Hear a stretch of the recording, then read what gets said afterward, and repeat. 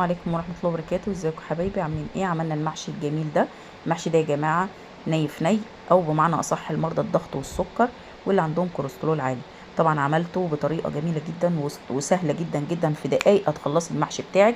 هنبتدي نغسل الفراخ كويس ونتبلها بالبصل وفلفل واقلبها كويس واعملها كويس. بعد كده احطها في التلاجة تتبل، وانزل بالرز بتاعنا اغسله كويس، واروح نازله عليه بالحوايج بتاعة المحشي، وهنزل عليها بالبصل طبعا اللي احنا فرمينه، وهنزل عليها برضو بالخضرة واقلبها كويس، وبمكعب من الشوربة.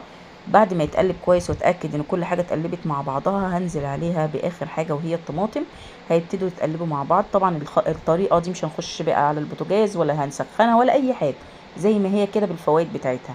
هبتدي بقى دلوقتي ان انا اسلق الفراخ بتاعتنا، وننزل بالشوربه الجميله على المحشي بتاعنا. خلصنا المحشي بتاعنا على البوتاجاز، هنسيبه يستوي ونبتدي نعمل الملوخيه التحفه دي.